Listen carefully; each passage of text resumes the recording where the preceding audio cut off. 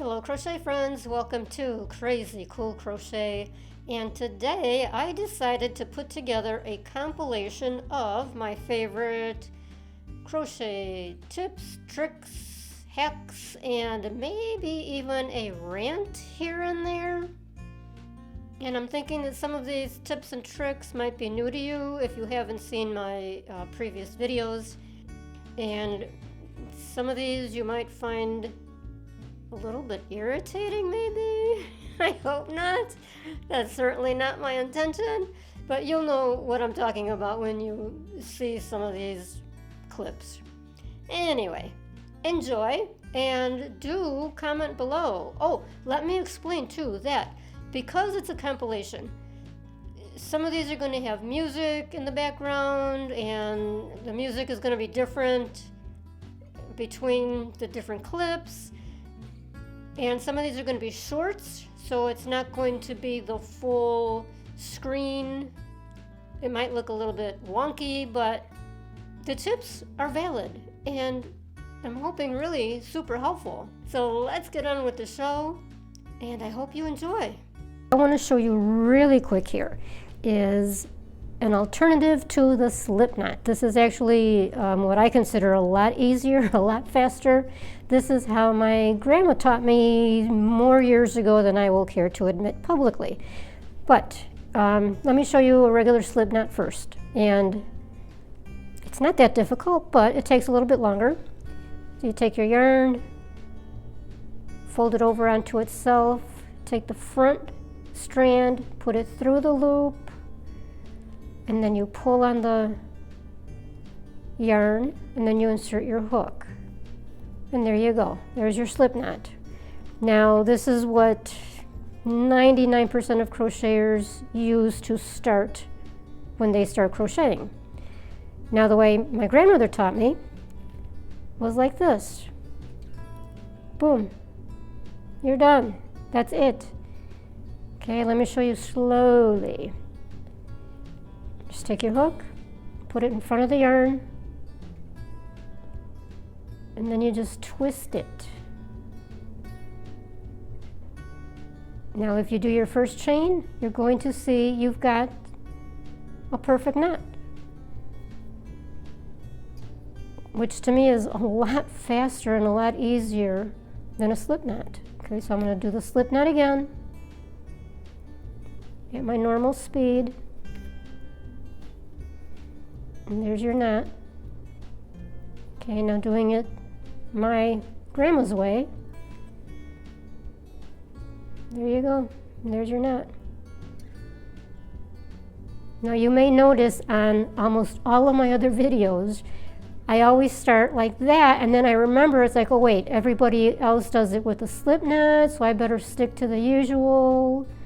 And then I go through all that rigmarole. But instinctively, I just go, boom, done. There's your knot.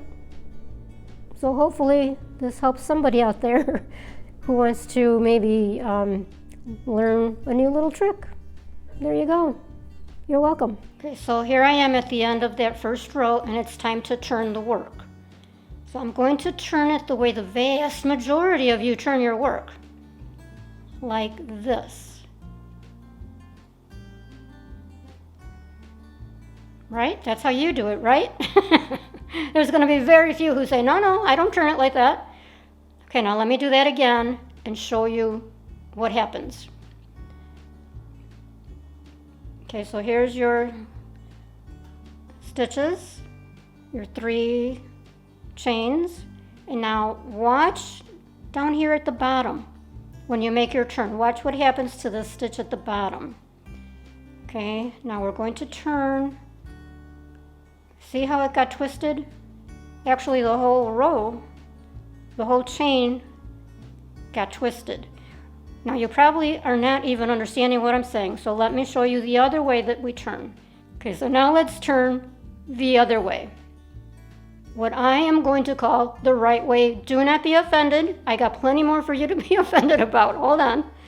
Okay, so the way I turn is this way. Now, watch the bottom. You turn this way, The whole chain turns with you. It's not twisting.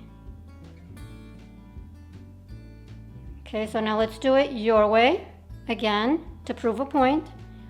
Okay, we're going to turn. You can see right there where the twisting is happening, right there.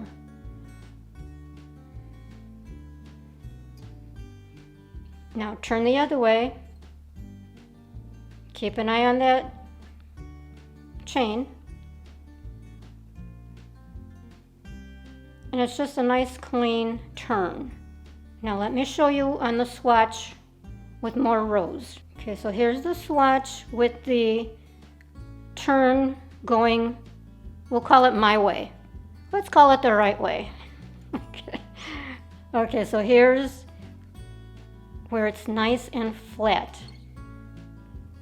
See? Nice and flat. Now let's see a swatch going the other way. There we go, where you can really clearly see here. It's kind of messy. So you've got a messier edge because of the twisting that's going on. You can really see it here. Nice and flat, nice and neat, not quite as neat, definitely not flat. Now let me just show you another little swatch here. Again, I'm using the triple crochet just because it's a longer stitch and you can see more readily what I'm talking about. Okay, so there's your chain 4 and we're going to turn. Keep an eye on the bottom. Right there you can see that whole chain twisting. See that? Okay, now if I turn again the right way, I'm going to go like this, and you can see nothing is twisting. It's straight, straight, straight.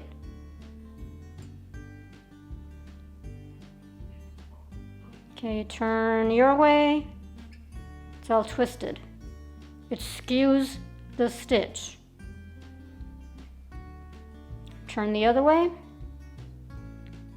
Keep an eye on that. It comes out all nice and clean. What? What? No.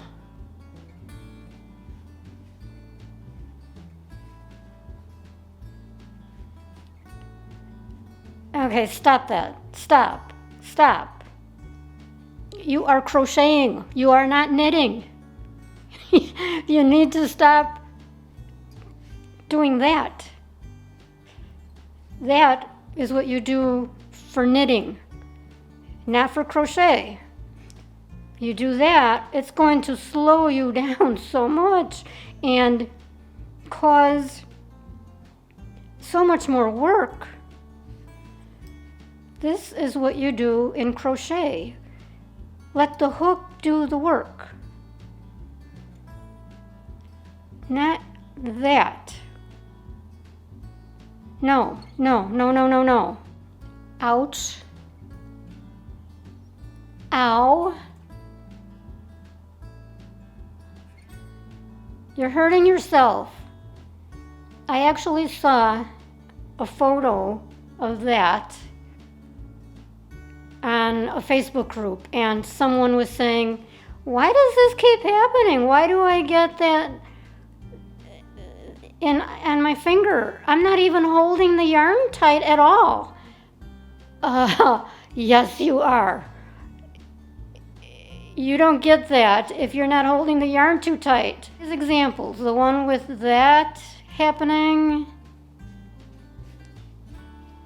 that deal here, and then holding it too tight, that all has to do with your tension and the way that you regulate that tension in your crochet. So that has got to be one of the absolute first things that you learn when you learn to crochet, is how to regulate the tension of the yarn so that the yarn is doing all the work, not your hand. So a lot of times when people complain about pain in their hands and their wrists and their fingers, I have a feeling it has to do with the way they hold the yarn. Okay, so here's how I learned from my grandmother, who was a master crocheter. So the yarn goes like so. So it's behind your pinky and around the index finger or the pointy finger. So you just grab the yarn and it just goes right in between the pinky and that other finger.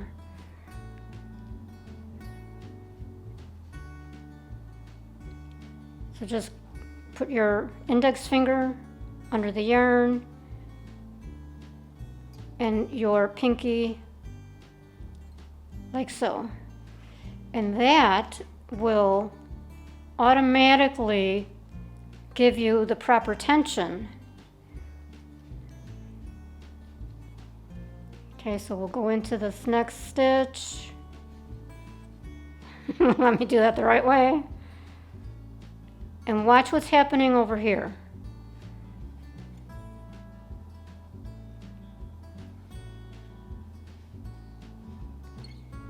See how the yarn just goes right through all by itself. You don't have to do a thing.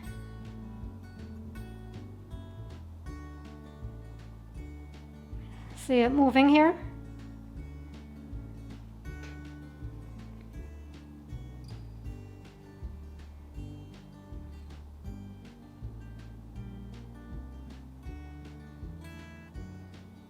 Now you can further regulate it or control it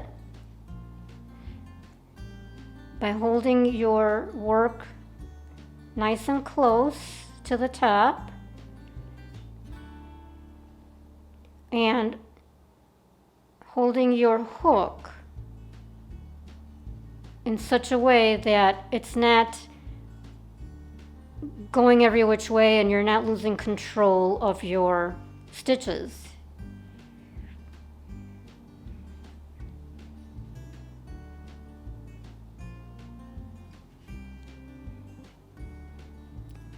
But for the most part, it has to do with the way that you hold your yarn in your hand.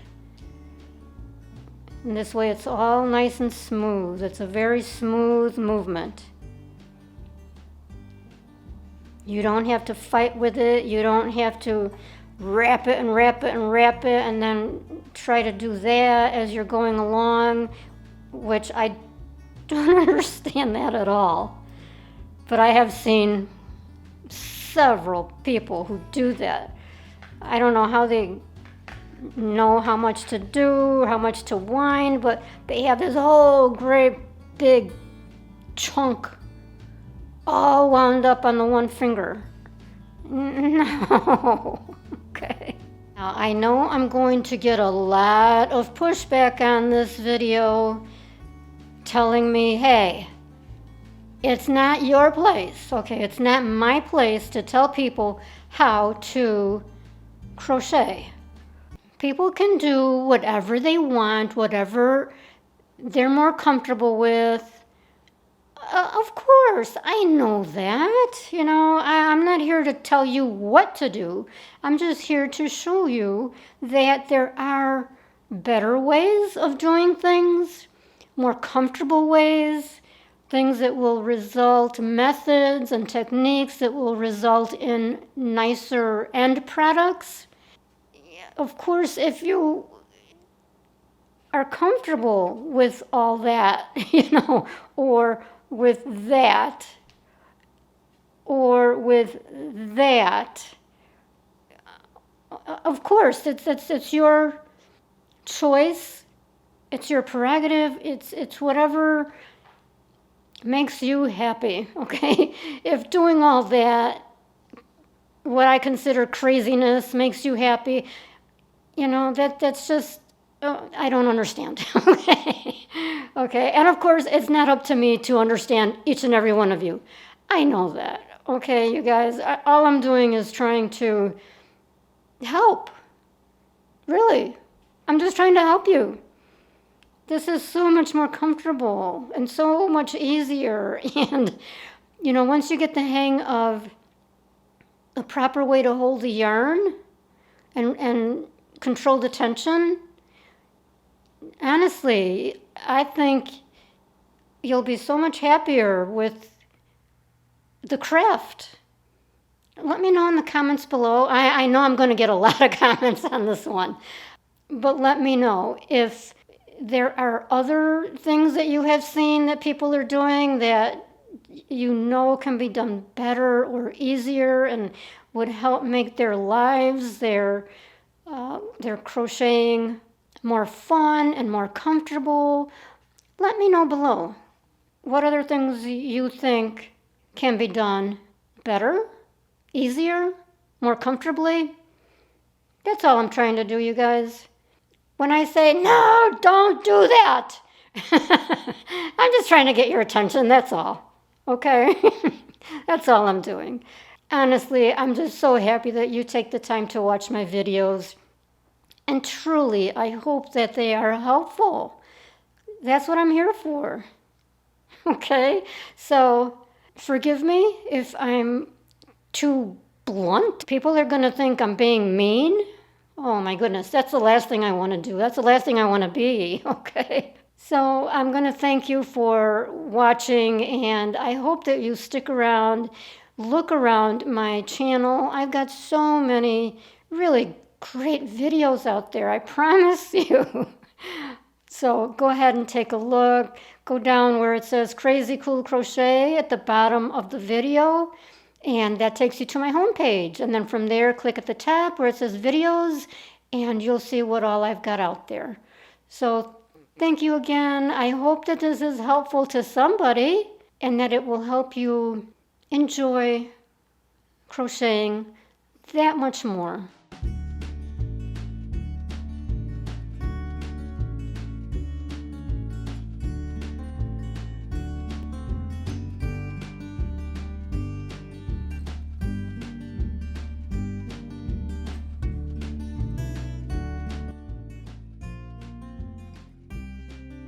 So you want the hook part to go all the way down so that it goes through all 3 strands smoothly. If it's a little bit off, it's going to get stuck. Okay, so grab your yarn, turn that hook all the way down, bring it all the way through, all the way down, all the way through. To seam 2 panels, but you don't know how long of a strand to cut off. You need 3 times the width of your seam. 1, 2, 3. Cut the yarn.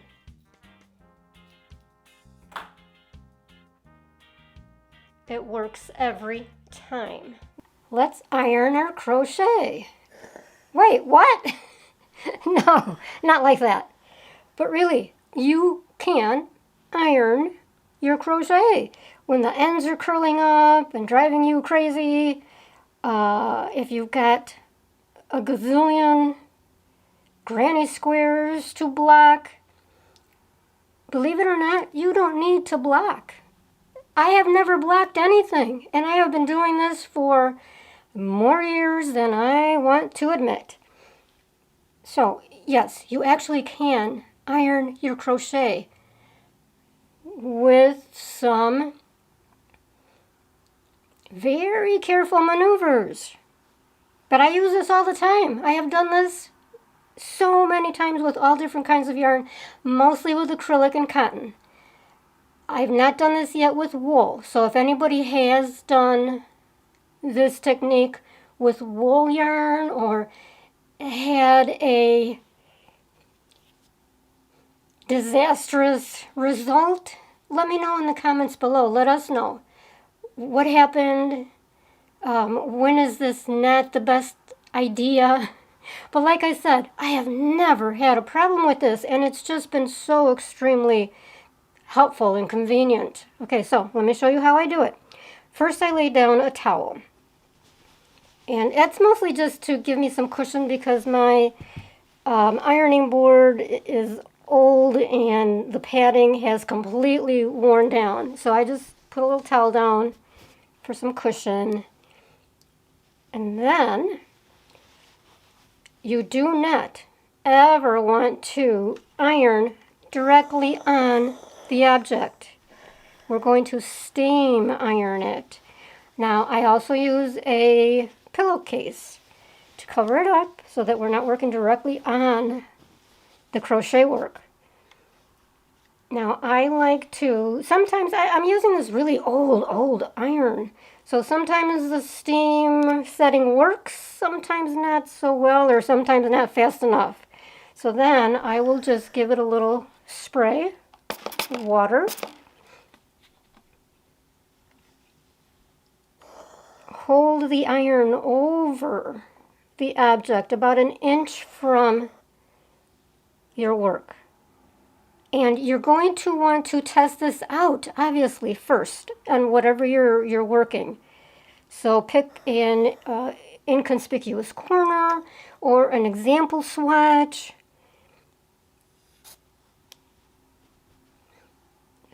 See, my steam does not seem to be working real quickly here, and the iron is leaking everywhere. But that's normal for me for this. Happens all the time. Okay, so then what I do is go and I pat it down as it's heating up.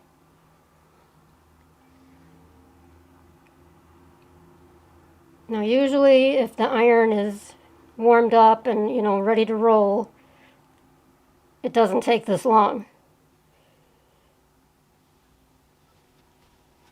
And if I have a particularly stubborn corner that refuses to lay flat, I will iron carefully on the pillowcase.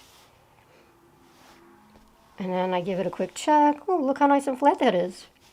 Oops, over here I flattened it where I didn't want to flatten it. It curled over. So I just do that. There you go. Look at that. So that fast and that easy, you got a nicely flattened out granny square. Now you all will be very familiar with this situation where the corner of a panel just flips right over when you don't want it to. So here we go. Bring it down. Use your pillowcase. Make sure that you've got it flattened down the way you want it. Let me see if the steam is working yet. There we go.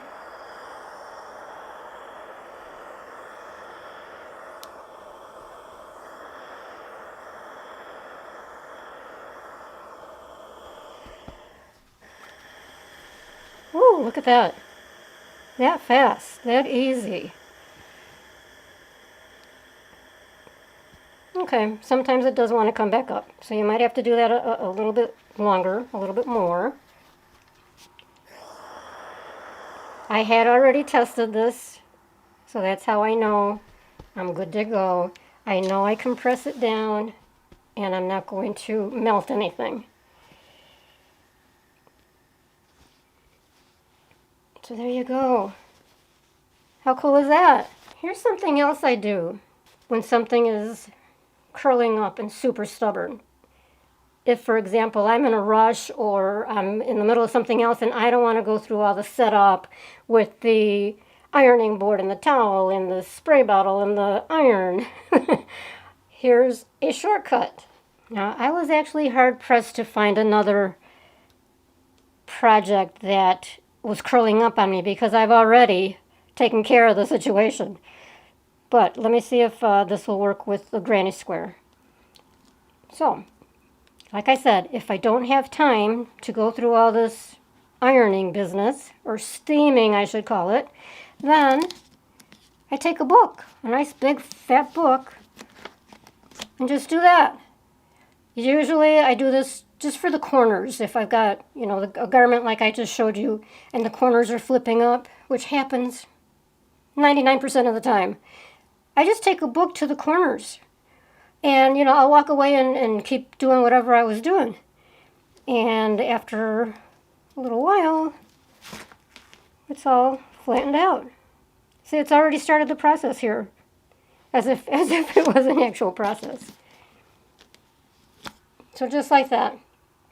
Boom. No blocking. Am I being lazy by not blocking? Yeah, probably. But, you know, I've got way too much going on. Way too much going on to, first of all, buy an expensive blocking board. I have priced them. No, thank you. I'm a total cheapskate. And, you know, to have to go through, you know, the little pins and put everything out. It's just as time-consuming as the steaming. But like I said, you know, sometimes if you're just doing the corners and something, golly, this is just, boom, done. Right? Have you done that before? Have you used a book to flatten your corners? Let me know. Let me know your tips and suggestions, your tried and true methods. What have you done to flatten your corners or to use an alternative to blocking? Let us know. Let me know if you're going to give this a try. Let me know if you're afraid to try, which, believe me, I was the first time I did this. I was super careful. And now that I know, you know, all the yarns that I've tried it with and had no issues, I pretty much just go to town and boom, done. Okay? So stay tuned for the next tip of the day from Crazy Cool Crochet. Work your foundation row this way and you will not need a border. Here's the front loops. Turn this towards you. There's the back loops. Work in the back loops. Do single crochet in the back loop.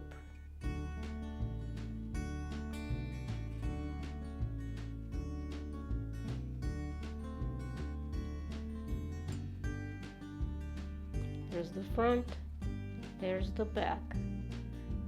See the little bumps? Work into the little bumps.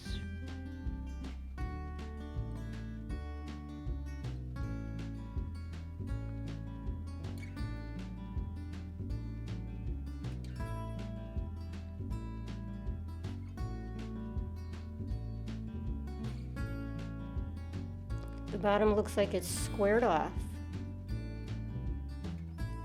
Looks like a little box.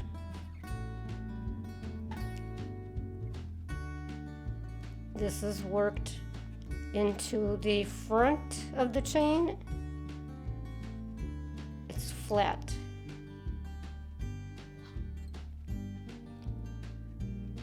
Worked in the back loops.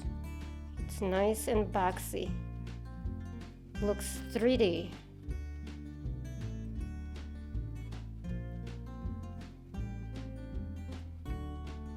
With this, you don't need a border. It's nicely finished. So for this example, I'm using one of my most popular pillow covers, which is the waffle stitch. Okay, so all you're going to need for this is the zipper and a needle and thread, just a regular sewing needle, regular thread, insert it. All right, so take the needle and go under the zipper, come up through the yarn,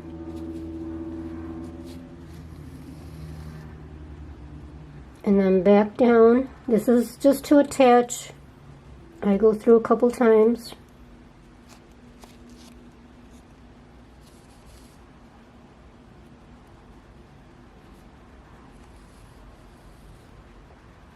Okay, now we can turn it back this way. Okay, now a really important tip is to keep the end of the pillow a little bit over the center of the zipper. Okay, don't have it too far down because then the zipper itself will be showing, and you want to hide it as much as possible. So I'm going to go under the yarn to bring the needle up towards me. Now we can start sewing across.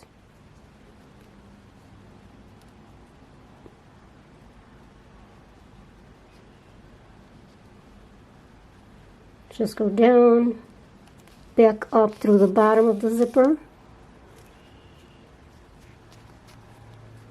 Then you'll be coming up from the bottom of the zipper again, through the yarn,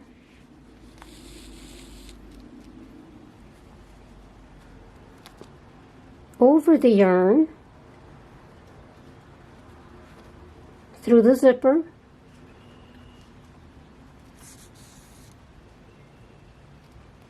back through the zipper, up over the yarn. Keep a handle on how close you are to the center of the zipper. And that's all you're going to do all the way across. Okay, now I'm at the end. I went ahead and opened it up just so it's easier to work with. So turn it upside down, and I'm going to go ahead and tie this off. I'm just going to knot it. All you need to do is do the same thing on the other side. Okay, I wanted to give you a little tip here. Now I'm coming back this way, and this time I'm going to go this way. So I'm going down into the zipper and then back up this way through the yarn.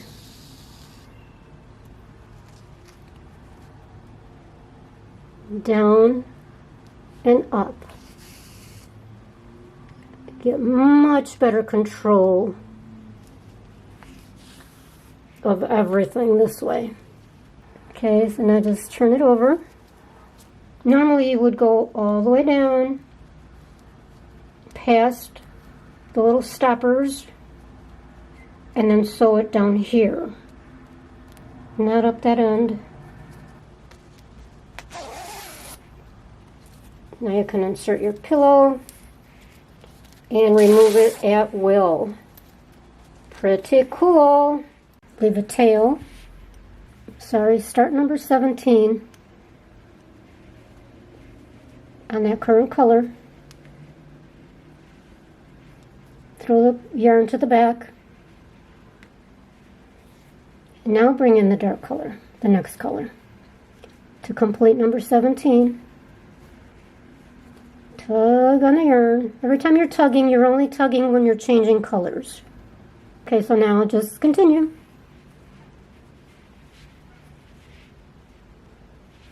Okay, the next hack or tip is where you enter the hook in each stitch.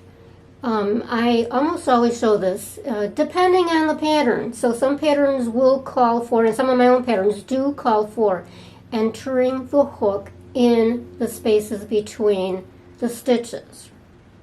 That's very common. However, if you want a garment, for example, or anything, whatever crochet project you're working on, if you want the rows to be a little bit more closed up or without, big gaping holes, then I'm going to show you how to do that where you're only entering under the 2-strand chain that is forming in the stitches in the row below. So go ahead and take a look at that and see if maybe this is something you've never done or you haven't come across yet. Take a look. Now take care that you are entering the hook under the 2 strands that form a chain at the top. You're entering into there. Do not enter in the spaces in between below. By entering under the 2-strand chain, it will give you a tighter, cleaner look. And if you've never done fringe before, it's fairly simple. Okay, so take an object, I'm just using an old little address book, and wind the yarn around. And you'll be doing this a whole bunch of times. And then you'll cut it at the bottom.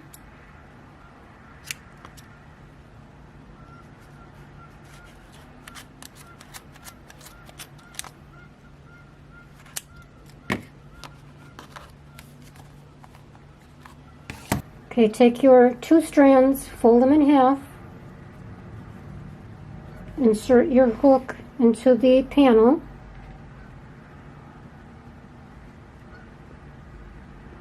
place the 2 strands on the hook, pull through, pull up a nice size loop, and then grab all the strands and pull them through the loop,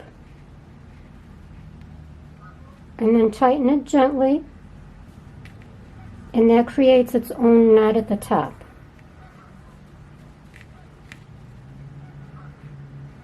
And that's it. And then just trim the ends so that they're nice and even. Oh, the one thing I really wanted to bring up. Speaking of being careful with the yarns that you choose. Pet peeve. Major pet peeve. When you are making a garment for a baby, please, please be careful with what yarn you're using. I have seen this so many times, and every time I see it, I cringe. Poor little baby. People who are using like a number 4, and I know it's a cheaper yarn. I mean, you can tell just by looking at it in photos. I can tell just by seeing a picture of it that, oh man, they use like a really thick, scratchy yarn. And they're going to gift it, and, you know, the mother is going to feel obligated to put it on the poor little baby, and that thing has got to be so scratchy and hard and rough, and don't do that. That just drives me insane. And don't go by the yarn package that might say baby. I have done that. I used a yarn, I'm going to go ahead and say it, Bernat Baby, and I was using it for a woman's top, but I wanted it to be, you know, summery and soft and thinner. It turned out to be the scratchiest thing ever, and I was absolutely shocked. I was so disappointed. It's like, it says baby, and it was a number 3. So why is it so stiff and hard? Okay. And I know that, you know, a lot of times if you wash something, it'll soften up. But you never know what's going to soften, what's not. So when it comes to gifting for baby, please choose carefully. So what do you think about these ideas, these suggestions?